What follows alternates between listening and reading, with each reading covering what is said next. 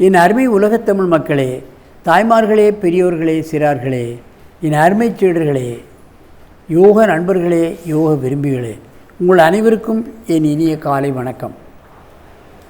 கலைஞர் தொலைக்காட்சி நிகழ்ச்சியில் நலமுடன் வாழ என்னும் பிரிவில் யோகாசனத்திற்கு அதிக முக்கியத்துவம் கொடுத்து முதல் நிகழ்ச்சியாக தரப்படுகிறது. காலையிலெல்லாம் 7 மணிக்கெல்லாம் இந்த நிகழ்ச்சி நம்ம பார்க்கலாம். உலக மக்கள் எல்லோரும் பார்க்கிறார்கள், மகிழ்ந்து பார்க்கிறார்கள். அதை பார்ப்பதோடு மட்டுமல்ல, அதை பார்த்து பழகி அவர்களாகவே யோகாசன ஆசிரியர்களாக மாறியவர்கள் பல பேர். அந்த அளவுக்கு இது மக்களை தொட்டிருக்கின்றது. அந்த நிலையில் இன்றைக்கு நமது நிலையத்திற்கு எனது பயிற்சி சாலையின் chief yoga master mister Anand அவராகவே கண்டுபிடித்த சில ஆசனங்களை இப்போ செய்ய போகிறார். அது வேறு யாராலும் செய்யவும் முடியாது. இவருக்கு எப்போது பார்த்தாலும் சாப்பிடக்கூடிய நேரத்தை தவிர, தூங்குகின்ற நேரத்தை தவிர, மற்ற வேலையிலெல்லாம் ஏதாவது ஆசனத்தை செய்து கொண்டே இருப்பார். ஏதாவது சினிமாவுக்கு போகவோ அல்லது வெளியில் சுற்றவோ எங்கேயும் போக மாட்டார். பயிற்சியாலையில் இருப்பார் அல்லது வீட்டிலே இருப்பார் அல்லது யோகாசனம் செய்து கொண்டிருப்பார். அந்த மாதிரியான இதில் ஒரு வெறித்தனமாக ஆசனங்களை பழகி பல்வேறுபட்ட அற்புதமான ஆசனங்களை இவரே கண்டுபிடித்திருக்கின்றார். அதுபோன்ற இப்பொழுது ஒரு பத்மாசனத்தில் ஊர்த்த பத்மாசனம் செய்ய போகிறார். மயூராசனமும் கலந்து பத்ம மயூர ஊர்த்வ ஆசனம்.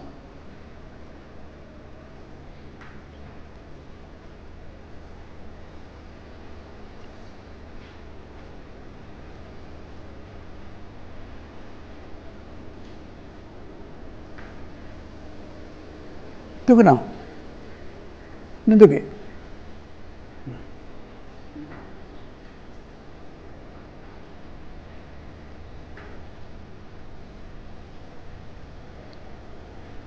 ஊர்த்த பத்ம மயூராசனம்.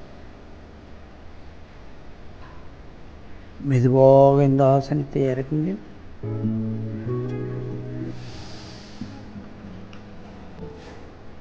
நான்கு கோஷங்களையும் சரி செய்யக்கூடியது.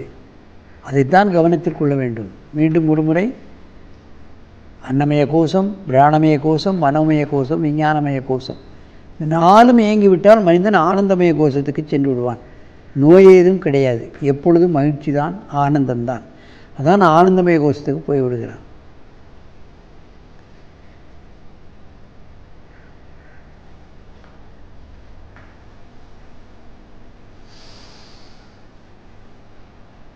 நன்றாக மூச்சை இழுத்துக் கொள்ளுங்கள்.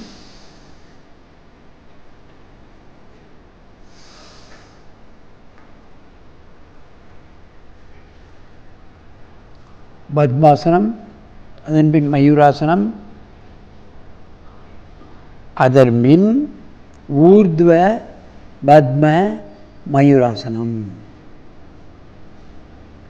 அன்னமய கோஷம், பிராணமய கோஷம், மனோமய கோஷம், விஞ்ஞானமய கோஷம் சரியாக இயங்கப்படும்.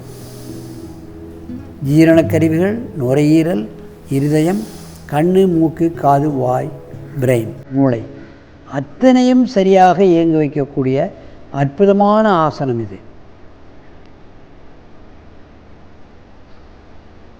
இதுவரை யாரும் இந்த ஆசனத்தை எந்த புத்தகத்திலோ அல்லது ஏதாவது போட்டிகளிலோ யாரும் செய்வதாக தெரியவில்லை.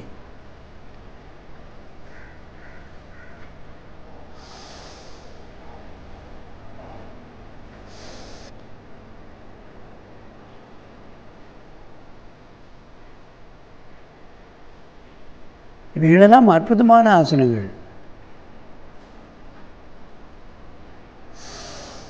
எப்படி முனிவர்கள் 84 லட்சம் ஆசனங்களை கண்டுபிடித்திருக்க முடியும் என்பதை பார்க்கிறோம்.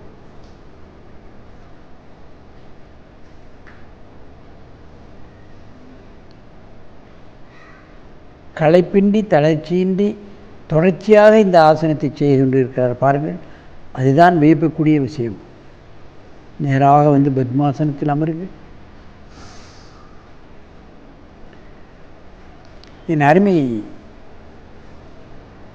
பெரியோர்களே, தாய்மார்களே, இதை பார்த்து கொண்டிருக்கின்ற இளைஞர்களே, யோகாசன ஆசிரியர்களே, நீங்கள் எல்லோரும் புதுசாக ஆசனங்களை கண்டுபிடிக்க வேண்டும். புதிய ஆசனங்களை பத்திரிகைகள் வாயிலாகவும் புத்தகங்கள் மூலமாகவும் மற்றவங்களுக்கு விளக்கி அதனால் உங்களுக்கு என்ன பயன் கிடைக்கின்றது என்பதையும் எழுத வேண்டும். எதையுமே புத்தகத்தை பார்த்து புத்தகம் செய்வது என்பது இப்பொழுது சர்வசாதாரணமாகிவிட்டது. ஆனால் யோகாசனம் எல்லாம் அப்படி எழுத முடியாது. புத்தகங்கள் தானே போட்டு தானே பழகி அதனுடைய பலன்களை தானே அனுபவித்து அதற்கு பின்னால் மற்றவர்களுக்கு கற்றுக் கொடுப்பது இருக்கிறதே, அதான் உயர்ந்த விஷயம். தான் பழகிய அதனுடைய பலன்கள் நல்லது என்று மற்றவர்களுக்கு கற்றுக் கொடுக்க வேண்டும். அதுதான் இதிலே அற்புதமான விஷயமாக அடங்கியிருக்கின்றது. இல்லை 4-5 பேர் எழுதுகிற புத்தகத்தை ஒன்றாக வைத்து கொண்டு அதை வைத்து அதில் கொஞ்சம் இதில் கொஞ்சம் அதில் கொஞ்சம் வச்சு புத்தகத்தை டயக்ராம் போட்டு ஆசனங்களை இன்றைக்கு எத்தனையோ புத்தகங்கள் வெளிவந்திருக்கின்றது. அவைகளெல்லாம் நம்ம வாங்கி பழகக்கூடவே கூடாது. ரியல் ஃபோட்டோ அந்த புத்தகத்தில் வர வேண்டும். அதனுடைய பலன்கள் அவர் என்னென்ன பெற்றாரோ அதெல்லாம் அதில் வர வேண்டும். அதை எப்படி ஆரம்பிப்பது, அதை எப்படி செய்வது, எவ்வளோ நேரம் நிற்பது, எப்படி முடிப்பது என்பதெல்லாம் அதில் விவரமாக இருக்க வேண்டும். அப்பொழுதுதான் மக்களுக்கு அது நல்ல பலனை கொடுக்கும், இளைஞான சமுதாயத்துக்கு நல்ல பலனை கொடுக்கும். ஆகவே இதுபோன்ற ஆசனங்களை விடாமுயற்சியோடு இளைஞர்கள், சிறுவர்கள் யாவரும் பழகி நீங்கள் என்றும் ஆரோக்கியமாக இறுதி நெடிது வாழ வேண்டும் என்று கேட்டு உங்களிடமிருந்து விடைபெறுவது ஆசனம் ஆண்டியப்பன். வணக்கம்.